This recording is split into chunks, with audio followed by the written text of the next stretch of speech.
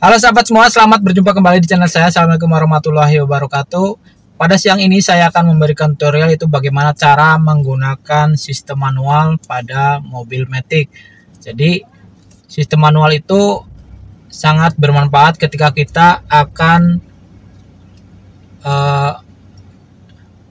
menemui jalanan yang menanjak, kemudian juga turunan yang curam. Di situ kita akan menggunakan sistem manual, ataupun ketika kita ngerem mendadak di kecepatan tinggi, kita bisa dari D berpindah ke langsung ke M atau ke S yang lebih slow atau ke gigi 1, jadi membantu pengereman. Oke, silakan ikuti videonya, semoga bermanfaat buat kalian semua yang sedang belajar mengemudi.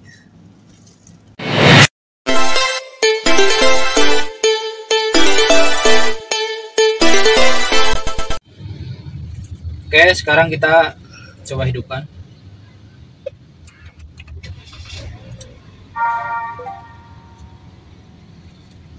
Baru setelah beberapa saat kita nyalakan AC-nya.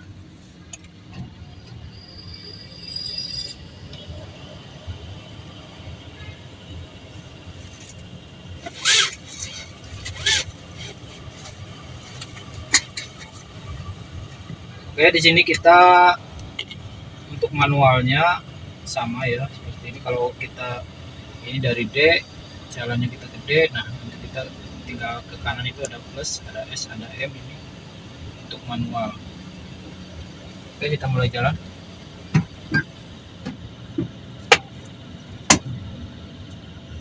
Kita lepas perlahan-lahan.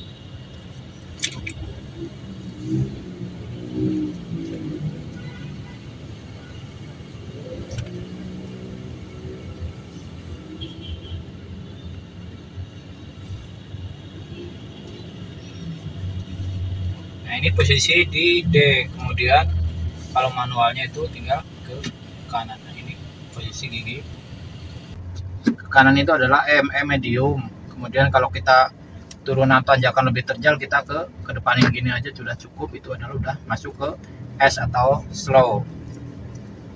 Oke, jadi kalau kita di S ini gigi 1, di RPM juga nunjukin gigi 1. Kemudian kalau kita belakang lagi ini adalah medium. Kemudian kalau balik lagi ke sini itu udah di posisi D.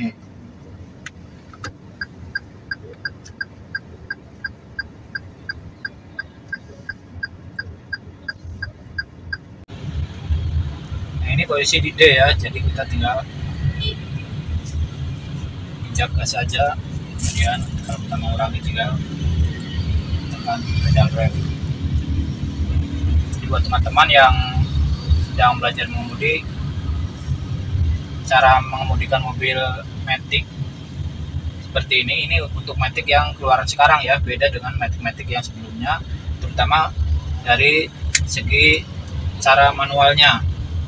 Kalau di manual sebelumnya itu ada 321, jadi kalau dari D itu ke kanan itu bisa langsung gigi 3, kemudian mundur bisa gigi 21.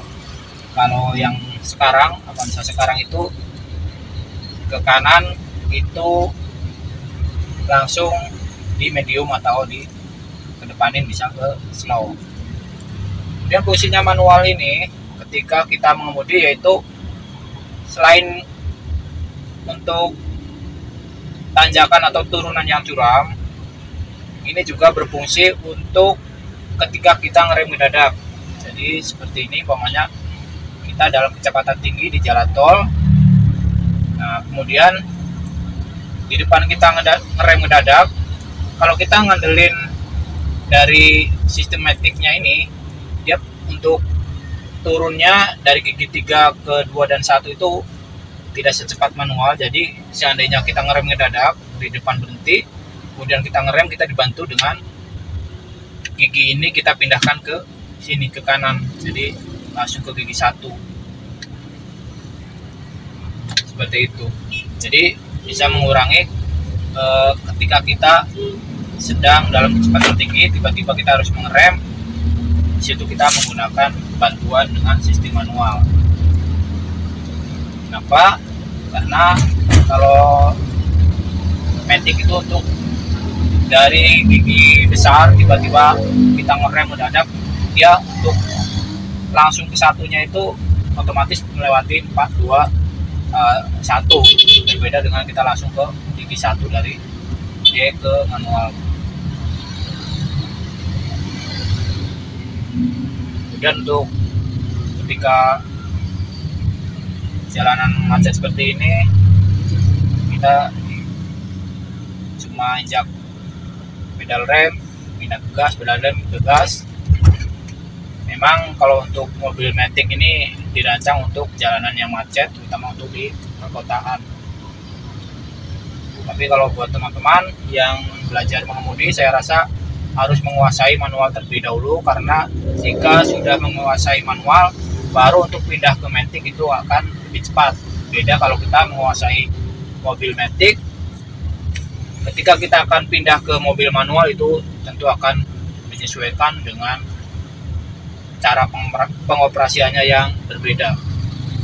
Jadi setiap kursus mengemudi itu pasti yang diutamakan manual dulu, kemudian setelah itu baru ke matic.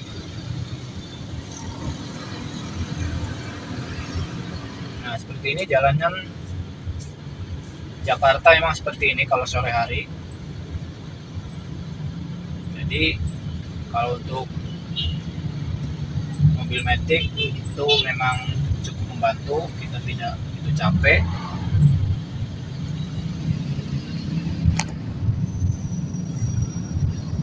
Nah, seperti ini.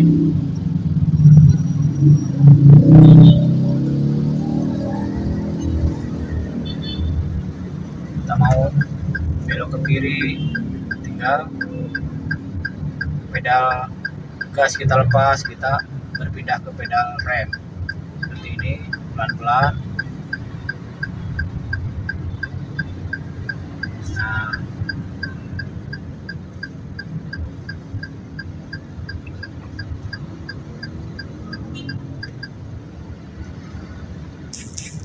kemudian kalau untuk cara mengetahui bodi kiri, bodi kanan, teman-teman bisa melihat di video-video saya sebelumnya.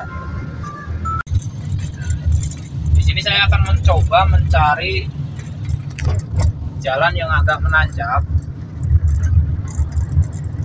Nanti seperti apa untuk menggunakan gigi manualnya, teman-teman bisa perhatikan. Nah, seperti ini. Saya akan masuk ke sebuah mall. Saya akan nyari jalanan yang agak menanjak, walaupun tanjakannya memang tidak se-ekstrim ketika kita terjun ke lapangan atau ke daerah ya, itu terutama jalan-jalan yang menanjak. Tapi ini kita coba mempraktekkan jalan seperti ini, nanti bisa ke tempat yang lain seperti ini juga. Nah, kalau kita mau pindah nih, bisa kakinya pindah ke rem, kita bisa langsung ke sini, dan ke depan itu adalah S atau slow, langsung ke gigi 1. Nah, seperti ini jalannya sudah mulai menanjak, kita bisa pelan-pelan di gigi 1 atau S atau slow, seperti ini. Kemudian ketika jalanan sudah kembali ke jalan yang rata, kita persneling, kita balikin lagi ke matic atau kita balikin lagi ke D, yaitu tinggal geser aja ke kiri seperti ini ya. Seperti itu teman-teman. Jadi kita geser ke kiri itu untuk ke sistem matic. Kita balikin lagi ke kanan seperti ini. Ini adalah ke medium atau M. Dia gigi sedang ya. Bisa seperti 3 atau 2. Kemudian kalau kita majukan ke depan ini cuma didorong gini aja, karena dia udah otomatis. Jadi kita langsung masuk ke gigi 1 di RPM. Di sini udah di speedometer udah kelihatan muncul gigi 1. Nah, kemudian ketika turun seperti ini, nah, gigi 1 itu gunanya yaitu untuk nanjak turun seperti barusan. kemudian jalanan udah mulai rata lagi seperti ini, kita tinggal ke sini, balikin lagi ke D, balikin ke semula ya. Jadi itulah fungsi daripada gigi manual pada kendaraan Matic. Jadi kita tidak hanya mengandalkan sistem Matic-nya, kita juga sewaktu-waktu bisa atau diharuskan menggunakan sistem manualnya seperti tadi yang saya ucapkan, ketika turunan curam atau tanjakan, atau ketika kita mengerem mendadak.